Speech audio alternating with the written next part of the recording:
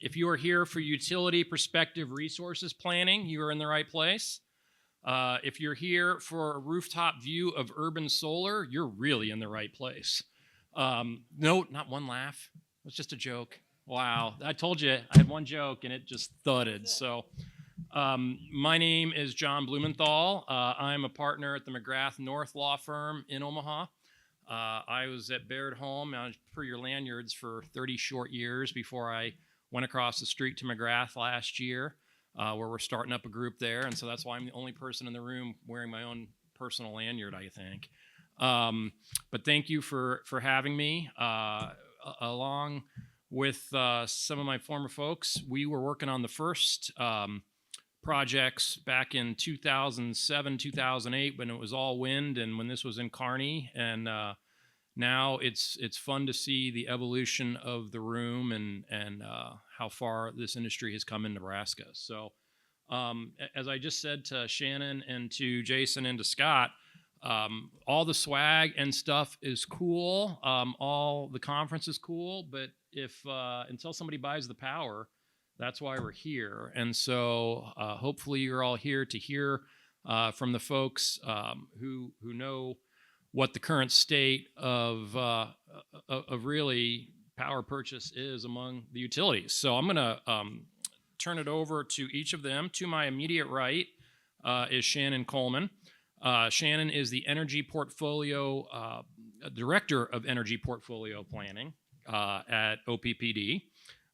Shannon joined OPP 2 years ago after a longer career at MEAN, the Municipal Energy Agency of Nebraska. So every time I get those acronyms right, I'm really happy. So welcome, Shannon.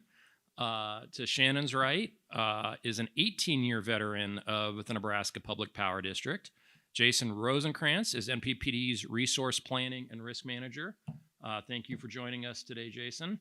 And last, but certainly not least, and he'll go first in our presentations, is Scott Benson. Scott has a mere 30 years at LES, where he is the manager of resource transmission and planning. And although risk manager is not in your title, I'm guessing there's a little of that too. And so really quickly, just today, if anybody has questions about anything other than our topic today, probably can't answer. So as the lawyer in the room, that's going to be my advice of counsel, even though it's my free advice of counsel to those on each of my immediate rights. So we're going to start things off today. Each of our presenters has a current status. Gas has kind of taken the lead on some of the portfolios recently. We're going to learn why, and Scott's going to start us off. So welcome, Scott Benson. Thank you.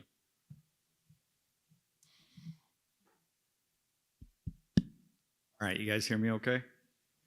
All right, thank you, John, for emphasizing that I have a 30-year career at LES. You could have just smoothed over that, but you had to point it out. Okay, so I got elected to give a lot of high-level background on capacity, energy, all the way up through the SPP rules, okay? Normally this would take, I don't know, like 2 or 3 days. We're going to do it in about 10 minutes here, all right?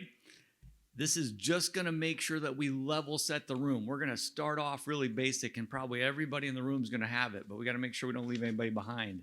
And then we'll just kind of build from there, okay?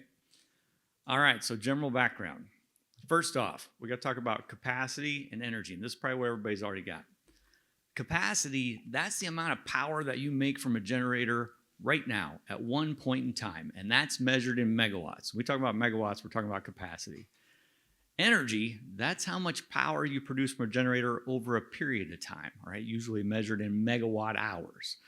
And so real quick, these are rudimentary, 2 examples. You got a resource, I got to see what I rated it. Okay, 100 megawatts. You got a resource rated at 100 megawatts, and it runs at 100 megawatts for 4 hours. You're going to produce energy, that's 400 megawatt hours, all right? You got the same 100 megawatt resource, but it's running at 50% of its capacity for 4 hours, 50 megawatts, 4 hours, 200 megawatt hours, all right? Pretty simple. We're building, okay? All right, now we got to talk about capacity. There's 2 different types of capacity. You heard a little bit of this at the CEO luncheon discussion. You've got nameplate capacity, and that's what a resource is capable of producing at its full output. All right, it came off the assembly line, and this is what it's rated to produce. And then you've got accredited capacity. That's the amount of capacity we can count on during periods of stress conditions. And the simplest way to think about this is at the time of our peak. All right, so if you're late afternoon, early evening in the summer, that's when it is for LES, or you're early in the morning in the winter, or early in the evening in the winter, that's our peak time, all right? And so accredited capacity is how much can we count on when we're really going to need it. Now, when you get to accredited capacity, there's two ways you look at that. It's based on the type of resource in the Southwest Power Pool. You've got non-dispatchable resources, so that's things that you don't control, Mother Nature controls, like wind and solar, or batteries. And batteries are a little different. You control them, but you only control them for a very finite amount of time. Those are non-dispatchable resources. And then you've got dispatchable resources. These are the more conventional ones we've talked about today. Coal, natural gas, nuclear, hydro, all right? First ones we're going to talk about are non-dispatchable resources. I don't know how many of you can read the chart. Somebody in the back, raise your hand. Can you read the chart?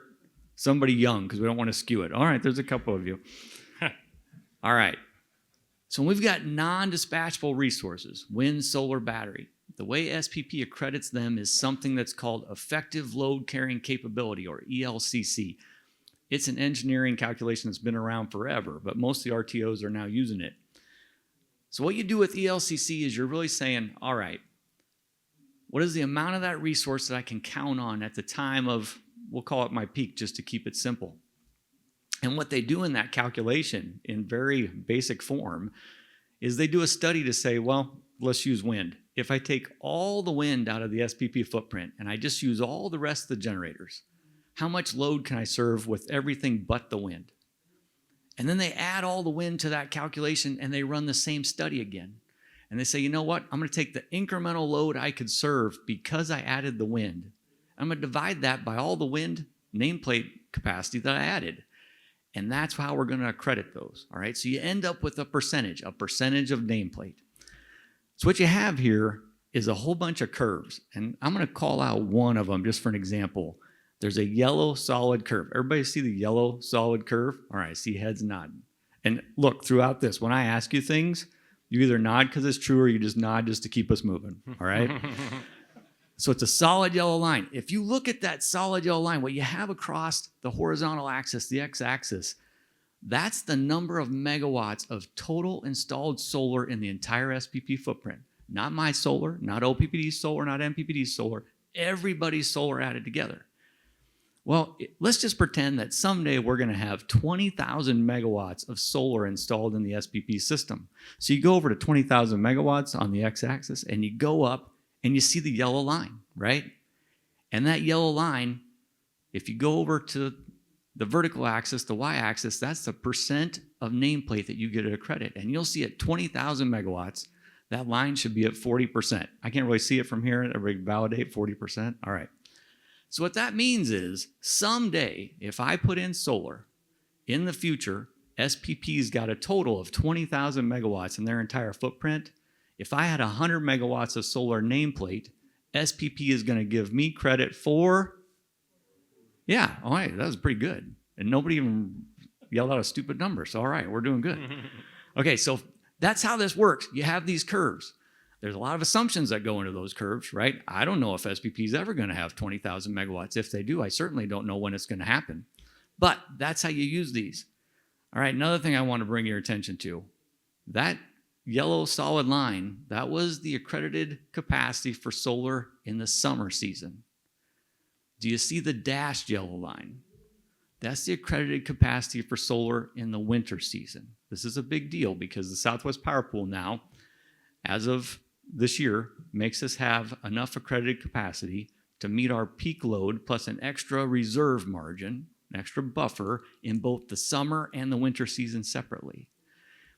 Every utility is different. If you look at LES, our peak load is in the summer and it's much higher than our peak load in the winter. But because of the way SPP does all these calculations, our need for resources in the summer is basically exactly the same as it is in the winter. Our next generator is being added as much for the summer as it is for the winter. Never in our history, 60 years have we ever said that, but that's how it works today, okay?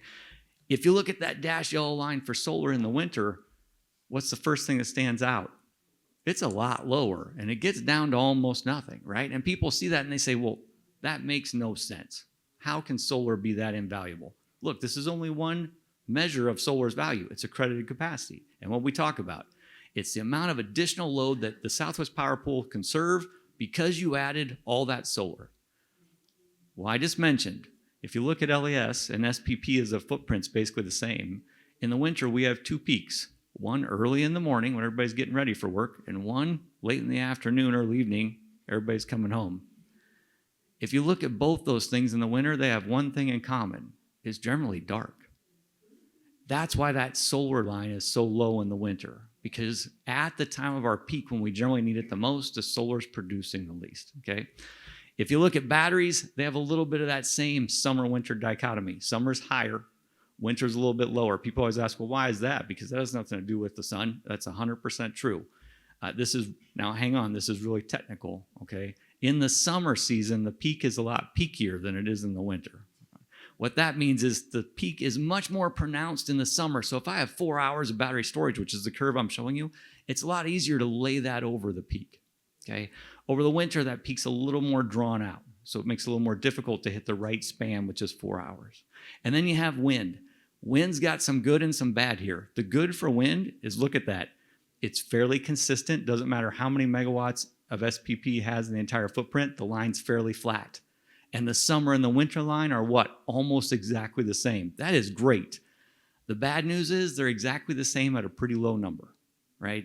With solar and battery, until a bunch goes in, you can get a really high accredited capacity. With wind, we've already got a bunch. You're going to have a pretty flat line. So that's how they handle it for non-dispatchable resources. Okay, dispatchable resources.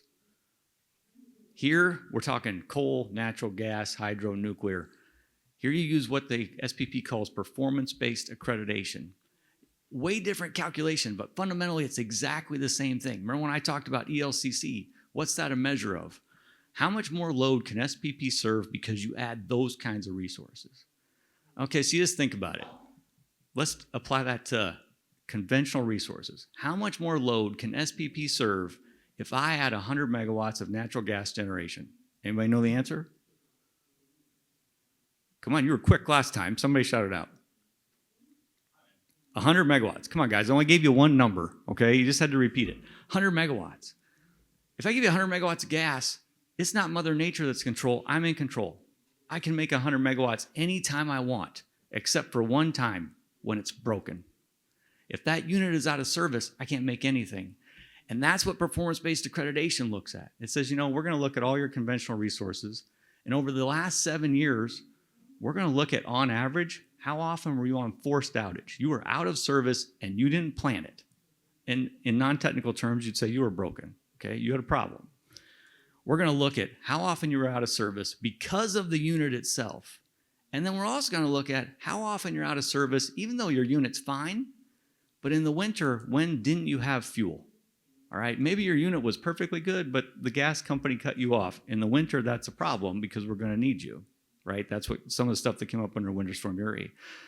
So you take that average of outages over the last 7 years and you get derated. I got a few numbers up there so you can see them. I'll tell you, you'd think I'd have memorized these, but I didn't, so hang on, I got to cheat. Okay, so pretend I didn't do that. If you're natural gas combustion turbine or coal, you're going to count like about 90% in the summer. So you put 100 megawatts in the summer, maybe you get 90 megawatts. Those same resources in the winter, you're down around 85%. So you get 100 megawatts, SPP gives you credit for 85. Now, one thing I didn't put on this slide, and I probably should have, when it comes to natural gas combustion turbines, the numbers I'm showing you here, they are units with dual fuel capability. So you run on natural gas, but you have fuel oil as a secondary fuel stored at your site. So that if you get cut from natural gas, you can still operate. That's the numbers I'm showing you here. In the winter season, if you have that same natural gas combustion turbine, but instead of having two fuels, you only have one. You run on natural gas and only natural gas. You don't get credit for 85%. You get credit for about 70%. Okay, so now you put in 100 megawatts, you only get 70 megawatts. If you look at nuclear and hydro, very little derate. They're up around that 98, 99%. Okay, so that's how you're handling dispatchable resources. That is the end of your master class. Everybody got it now? You ready to work for SPP? Okay. Okay, so now real quick, because I took up all that time, we're going to talk about LES background. And when I say real quick, I mean real quick. This is a great slide. Like, it's so great that our darn CEO stole it and just used it at lunch, so everybody's seen it already. Okay? And I can say that because he's not in here, and I know you're not going to repeat it. I don't have to go into this. Everybody saw it.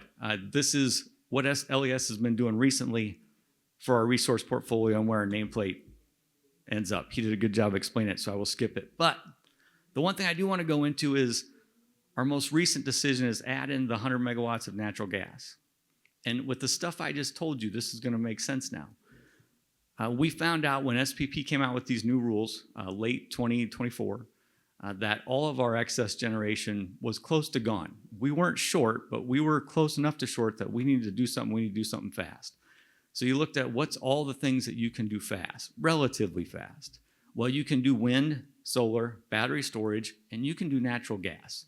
Everything else is out the window because it's going to take way too long, given the plight we were in, to build anything. And so we looked at all this natural gas, and let's just take the two we have here. We decided we're going to put in two 50-megawatt combustion turbines, nameplates, so they add up to 100 megawatts, which at the time, and I should have mentioned this, all those charts and everything I showed you and the performance-based accreditation, not only are there tons of assumptions that go into those, but those numbers change every year. Okay, so it's a little hard for future forecasting. When you look at that, at the time, we put in those 100 megawatts of natural gas. That we thought we'd get credit in the winter for 80 megawatts. So then you looked at, well, how much wind, solar, and battery do I have to do to make it apples to apples to give me 80 megawatts of accredited capacity? Well, if you look at the nameplate, we were evaluating 100 megawatts of nameplate gas versus 400 megawatts of wind, or 400 megawatts of battery storage, or a gigawatt, 1,000 megawatts of solar. And so you can see really quickly when we did the math, given all the regulations we have today, the gas rose to the top. That was the lowest cost option. And that's what we went forward with. Now, the question's probably gonna come, so I will answer it. It came up upstairs, but nobody got into great detail. Because we have customers say, and if you don't know, you probably heard it already, LES has a decarbonization goal to be net zero CO2 from our entire generation portfolio by 2040. So what customers ask, and it's a really good question, how can you have a net zero goal by 2040, which is not that far away, and you add two natural gas combustion turbines that are probably going to last way past 2040? Good observation. In our case, these two natural gas combustion turbines, they're peaking units. They're barely ever going to run. And when they barely run, that means they barely make any CO2. If you look at our entire CO2 today, where it's at today, about 50% of our base year, 2010, what these two units are going to add is about a little over 1% of the CO2 we have today. So if we have to offset a little bit of CO2 in 2040, we'll offset in a little bit plus another percent, we can handle that. And that's what we look at when we were looking at these things. They were the best way for us to add capacity, ensure reliability. They were the lowest cost option, and they still fit very well within our sustainability goal. Thank you very much. I hope that education paid off, and now I'm going to turn it over to the next speaker. Oh, and I should say, I really look forward to answering all your questions at the end, specifically the ones that you asked to Jason and Shannon. Yeah. Okay? Thank you, Scott. Scott, I was told there'd be no math today, so but I'm glad you made them answer. Jason Rosenkranz from NPPD, thank you. Yeah, thanks. It's a pleasure to be here today to talk to you a little bit about utility perspectives in resource planning. And I'll echo a lot of the comments that Scott made and just add a little bit of color commentary. I don't have any math here, but I do have some colored dots, which are really cool. So we'll get to that here in a minute. So when you look at NPPD, we're a little bit different in terms of our accredited resources from a generation capacity standpoint. As Tom Kent, our CEO, said over the lunch hour, we're one of 21 utilities in the nation entrusted to run a nuclear power plant. And so nuclear power comprises about 25% of our accredited capacity. We also have significant coal resources that are still operating, as well as a growing fleet of gas resources, both existing and ones that we'll be constructing in the coming years. From an accreditation standpoint, renewables represent about a little less than 6% of our stack right now. One notable thing, this does not include contracted capacity like with our Western Area Power Administration contract for federal hydropower, so that would increase that if that were included in this pie chart.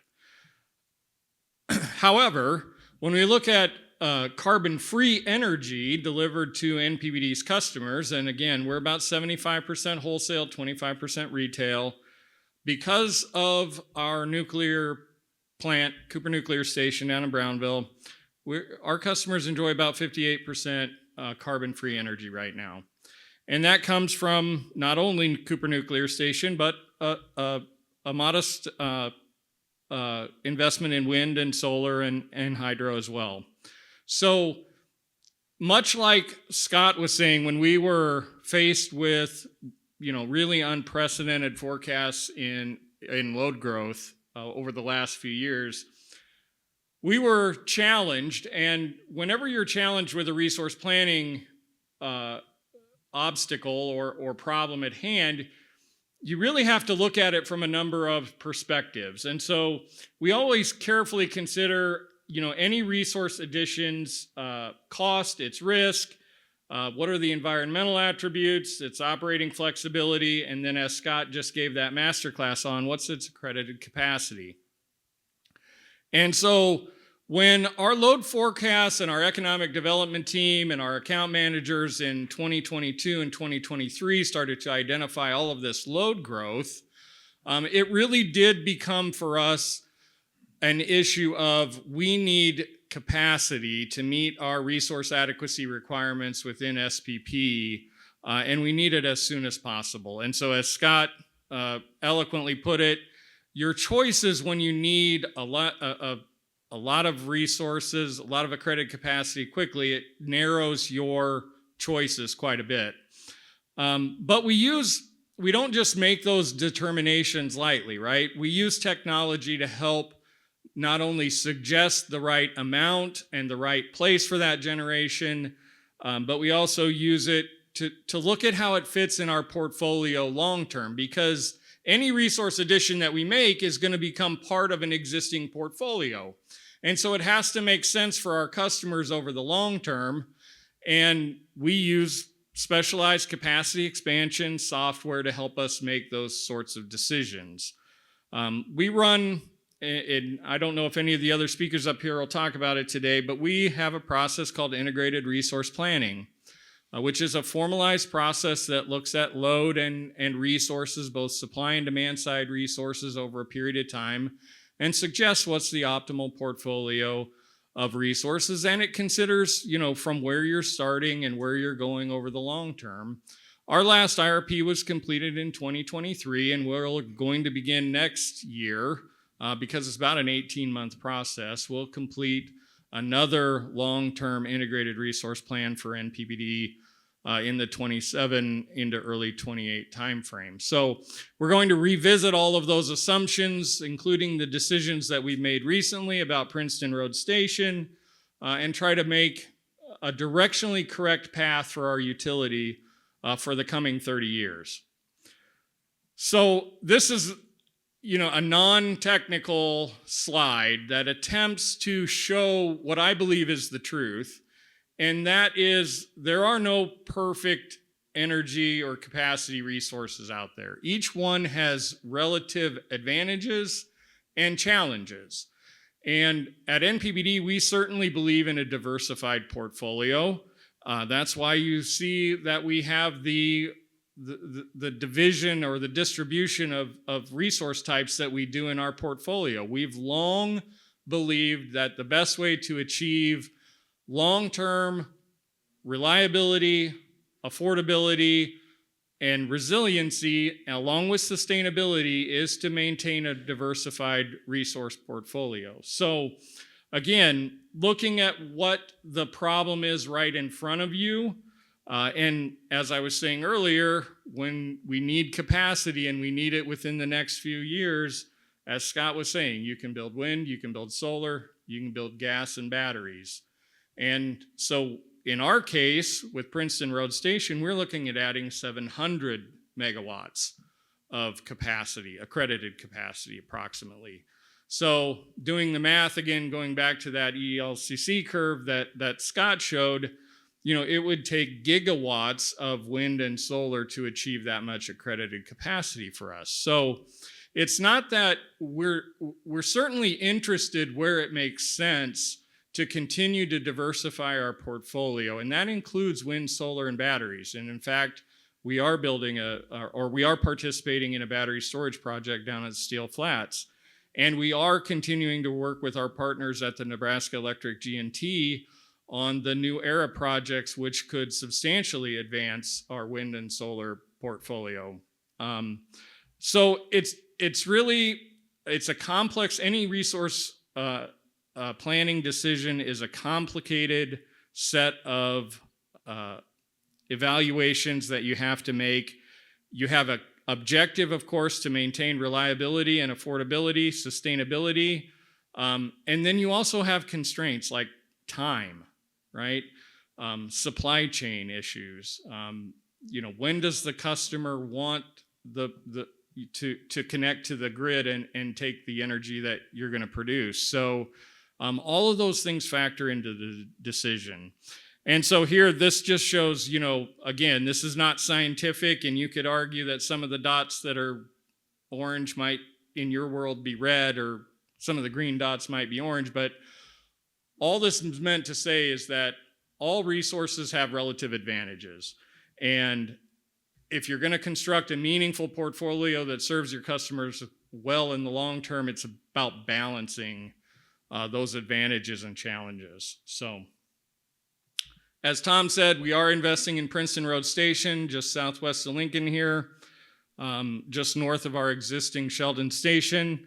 It's going to be about just a little less than 700 megawatts. There's going to be 12 reciprocating engines there.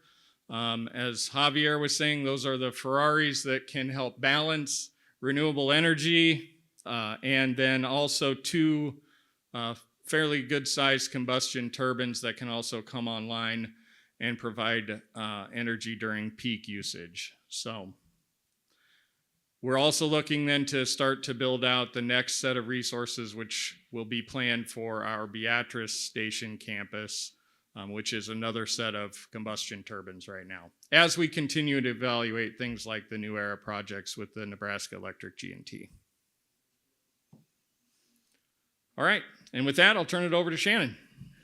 All right, thank you, Jason. Last but not least, on this side, Shannon Coleman from OPPD. All right, I don't want to stand too close, but big benefit in being the very last speaker is almost everything has already been said. So hopefully it's a repeat and everybody will still be able to learn something. All right, so I will still go through a few things, even though I might repeat some things from other speakers, but the intention here is to really quickly go over a few facts about OPPD, then talking about some considerations of resource planning, a lot that have already been talked about, but we'll review those again, and then talk about some of the challenges of resource planning, and then last but not least, go through some of the recent resource plans that OPPD is looking at right now. So Javier covered the about OPPD subject pretty well at lunch, but a couple points just to bring up again is we are a summer peaking utility. Our historical peak is just over 2,800 megawatts. We do conduct our resource planning with the goal of creating a diversified portfolio, and you can see that in the 2 graphs on this slide here. On the left, you can see our portfolio in terms of nameplate capacity, and on the right in terms of generation. So again, that is a purposeful direction that we have to maintain a diverse portfolio, the result of very deliberate resource planning that recognizes and selects different types of resources based on the unique values that each of them brings to our portfolio. So then looking at our resource planning and some of the considerations in resource planning. So this is high level. So I want to talk about, first of all, some of the considerations about the portfolio as a whole when we look at resource planning, and then we'll talk about considerations of individual resources. So Scott luckily stepped through a lot of the considerations here in terms of capacity and energy. So whether we talk about the top line that says we need to look at our accredited capacity, compare that to our net peak load plus the planning reserve margin, and see where that gets us from a capacity position, The second line, also Scott talked about the seasonality. We're now in a seasonal RA construct. So we have to look at both the summer and the winter seasons in terms of our capacity position. Compare the two of them. What's the binding condition there too? You can't solve only one season or the other season. We have to look at both. And then that tells us what our allowable load growth for the future can be. And that's how we have to design those additions to our portfolio. The third line then speaks to the energy picture. We can't only look at capacity. We have to turn an eye to energy as well. If we look at hourly numbers, if we look at hourly availability, that's going to tell you how reliable your system is. How, on an hourly basis, how available are your resources? So as an islanded system, how reliable can your system be? If you then look at the actual generation on an hourly standpoint, that gives you an economic picture. It kind of tells you how much you're leaning on the market to provide some of the energy for your load versus how much you're hedging with your own resources. And then a whole different animal on the bottom line there when we talk about grid reliability and resiliency. So this says that the resources have a real-time role to play also in how they support the grid at large, which sums up into grid injection location, voltage support, inertia, real-time response to load, all of those things that kind of tell us how much a given resource can contribute to the grid reliability and resilience of your system. So this is by no means an exhaustive list, just kind of a picture of some of the things. There are certainly other value streams that we could talk about and different trade-offs between capital investment and dispatch and economics of resources. So that all rolls up here into a list of the many values that an individual resource can provide to our portfolio. The last two slides kind of give a glimpse into how we craft that diverse portfolio and why, because there are very few resources that can optimally provide all of these values. But the goal is not, again, through any one individual resource, but it is to conduct analysis that accurately quantifies how much of each of these values a given resource gives you, and then build a portfolio that accumulates enough of each of these values to minimize costs, build reliability in your system for your customers. So obviously that's not an easy task. So talking about the challenges of resource planning, and I'll just touch on a few of the kind of higher level challenges that we deal with. You've all heard a lot through this conference about the challenges we're facing with load growth. So I think the graphs here kind of give you a good idea. On the left side, you see the kind of a historical plus forecasted load growth for statewide on the top and OPPD specifically on the bottom. So kind of a similar picture. If you extended that line back historically even more, you'd probably see decades of sub 1% annual growth rate. And now we're looking at a considerably higher growth rate. And that's everybody in the state, So it really is an unusual situation that we're finding ourselves in terms of load growth. To add to the complexity, there's a very real challenge in distinguishing the probability of load materialization. If you asked any of the economic development people from any of our utilities, they tell you the same story. There's a constant stream of inquiries about adding load to the system. We all realize that obviously all those loads are not going to survive all the development process and actually turn into a facility that is constructed in our service territory. So you have to look at the probability that the load even actually happens. Is this going to get built? And then secondly, there are more nuanced questions of, if it does get built, is the timeline going to be, the original timeline? Is the load actually going to come to the number that you were originally given? So there's a lot that you have to take from that giant inquiry number down to a number that you can plan for resources, which is a more long-term, and you include a little bit more of the speculative load, down to the more immediate, resource adequacy and budgeting issues that you have to, further refine that load. The next one, don't even try to read this because Scott already covered it. So he covered accreditation in terms of performance-based accreditation, fuel assurance, and ELCC. So I won't even walk through these explanations. But I will point out here is that SPP policies are another significant consideration in resource planning. Although the new policies do address the risk of unit underperformance and unavailability, and they correctly transfer a portion of that risk from that across-the-board base planning reserve margin into that accreditation per unit so that you can actually tag it where it belongs, to the actual unit that's causing the risk. The truth is that it does tie a utility's resource adequacy metrics to an unknown level of future performance. So there is yet another variable that we're forecasting out into the future and that we're trying to plan for, but really is an unknown there. So we also know that there are other SPP policies in the works that will also impact resource planning, but that could be a whole other session, I think. And then certainly not the last challenge that we face, but the last one I'll talk about today is time constraints. The graphic in the middle is courtesy of SPP, and it kind of covers the entire process of resource planning. The top line tells you about the SPP process, and the bottom line about the utility side of the process. And luckily, Casey covered a lot of that top line this morning. And from what he said, we do know that SPP is making great strides, and they really are shortening the process. But the fact remains that the interconnection queue is crowded, and it still is a process where they do have to study every single generation resource that makes a request. On the right-hand side, you can see that's showing you what the queue looks like right now. There's just the sheer number of requests that SPP has to study means that there's a time element there, and that's a time constraint for the entire resource planning process. The bottom line talks about the utility process. It's certainly not news to anybody that we've been under a supply chain crunch for the last few years, so that definitely adds to the time constraints for resource planning, and that's across the board. It's turbines, it's solar panels, it's transformers, it's everything. So there's no type of resource that's immune from those time constraints. We're also seeing a lack of availability from engineering and construction resources, so that's another time constraint. And then definitely a topic in this conference is zoning and permitting challenges. So that definitely adds a time component to the planning for resources. And then the tie that binds these two lines together definitely is transmission. So what SPP is doing when they're studying your generation is to see, is the transmission system adequate to add that generation? So many times the answer is no, and many times the answer is you have to wait on a transmission upgrade. So yet again, another timing constraint there.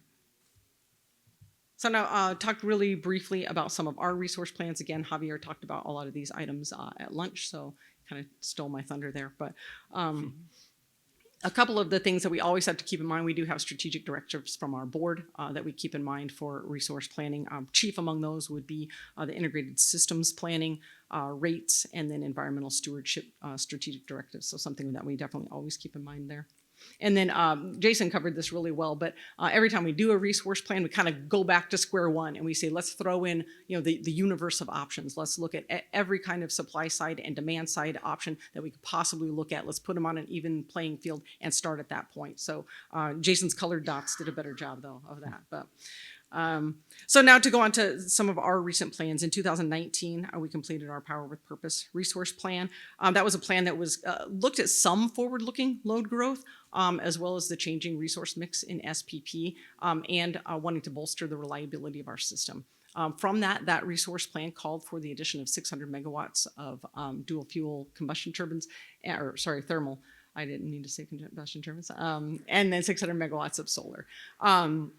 We were able to construct 81 megawatts in the Platteview solar farm, which came online in May of 2024, as well as the 450 megawatt Turtle Creek plant, which is 2 simple cycle combustion turbines that are dual fuel, and Standing Bear Lake Station, which is 150 megawatts of RICE units. So that is expected to come online in November. So a lot of progress here lately. However, we were not able to fulfill the entire Power with Purpose mandate before we started to see a very significant bow wave of even more load growth on the horizon.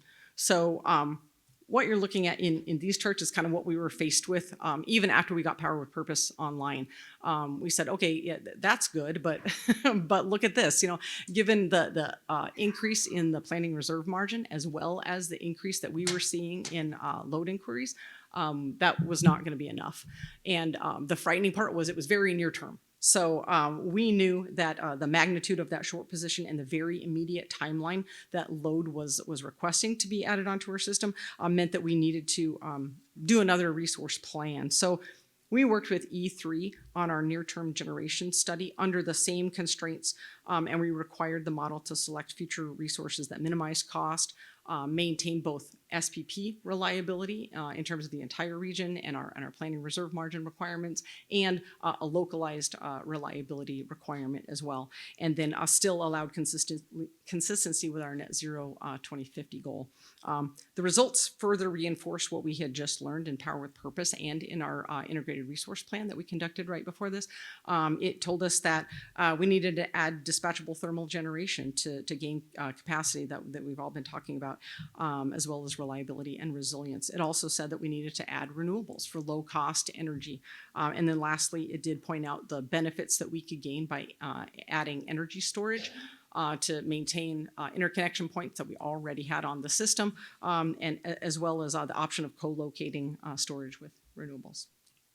So in August of 23, our board approved the near-term generation resolution, authorizing us to add the resources that you see in the table, 1,000 to 1,500 megawatts of renewables, either wind or solar, up to 125 megawatts of 4-hour equivalent storage, 600 to 950 megawatts of dual fuel combustion turbines, the addition of fuel oil capabilities at existing thermal units in the amount of approximately 320 megawatts.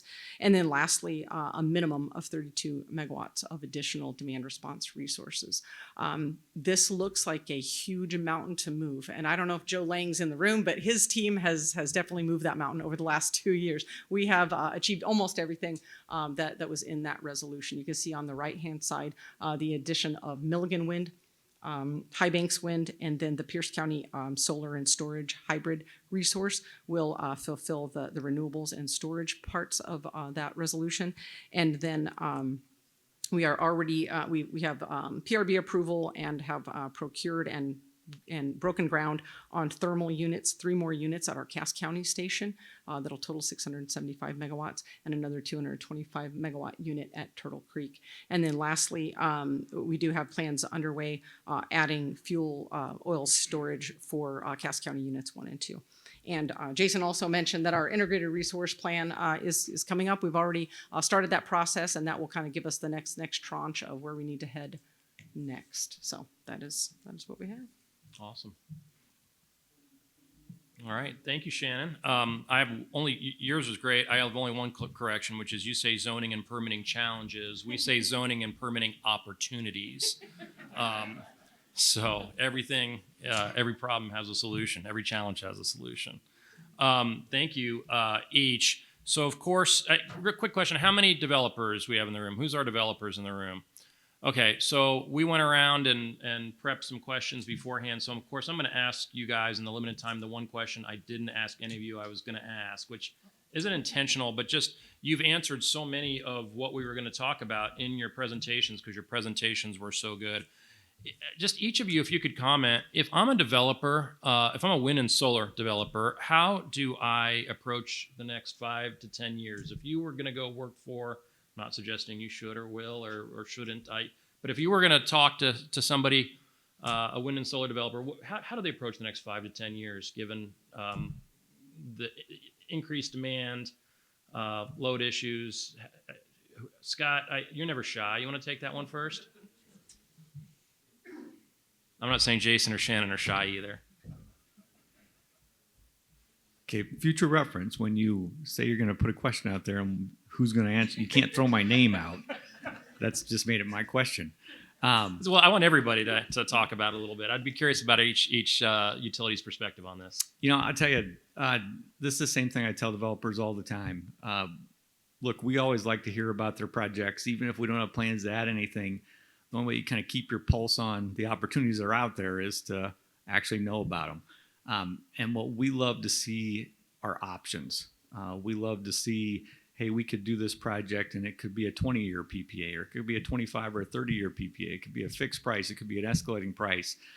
It could be solar plus batteries, or if you just want to do the solar, you just want to do the battery. And the reason for that is a developer could give me 12 different configurations of the same project.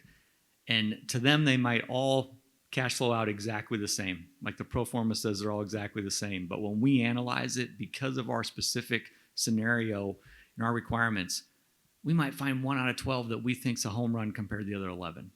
And MPP and OPPD can look at the same set and see it completely differently. So to me, I think that's the big thing for the developers is when you're trying to structure a project, try to structure it with some flexibility and some optionality because you never know which option is going to work best for what specific utility. Great advice. Jason? Yeah, I agree with everything Scott said there. The other thing that I would just tack on there is, always enjoy when we are brought potential solutions. And when I say that, a lot of the prospective loads that are looking to land in our service territory, there's a significant portion of them that need renewable energy to meet their own business goals. And so if there are opportunities to partner between the utility and a developer and a customer, those are the sorts of opportunities much like what OPPD did up in Pierce County, can create value for every stakeholder involved in that process. So I think there are undoubtedly going to be opportunities, as you heard the CEOs talk about, a lot of the businesses that are looking to do business in the state of Nebraska are selling their products globally. And because they're going to be selling those products globally, they need, a high percentage of renewable energy in their portfolio that they can claim was used to produce their good or service. So again, looking for those opportunities to partner where it makes sense, I think is going to be an ongoing opportunity for all of us to create value for the stakeholders. Shannon, you get the last word on this question. I know not much to add now, but I would speak for our generation strategies and origination department probably when I would say proactive assistance with zoning and permitting, being involved on that end of things can kind of jumpstart projects sometimes, and then maybe some flexibility in PPA terms.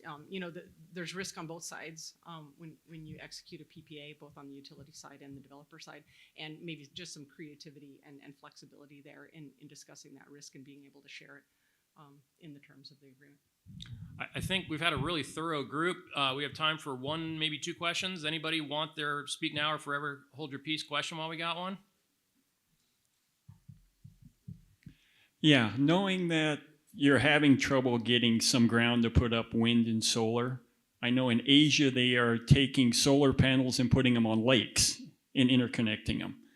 Have you looked into anything like that? Not to my knowledge, no. That's a new one for me. Yeah. Same here, but it sure sounds interesting. Go ahead, Scott. Go ahead, Scott. Yes, we've looked at it. It wasn't a very good idea. So anything involving a lake strikes me, just as the lawyer in the room, as having huge liability issues. You add a lake and you're adding just lots of lawyers would love it probably, but yeah, I mean, we're constantly reminded that Nebraska is unique, being one state is 100% public power, and it seems like that creates some unique opportunities in working together to solve our problems. And I guess I'm wondering, when we talk about resource planning, is there any intentionality of LES, NPD, OPD thinking together to coordinate their resource needs or to accomplish their resource needs for their mutual benefit?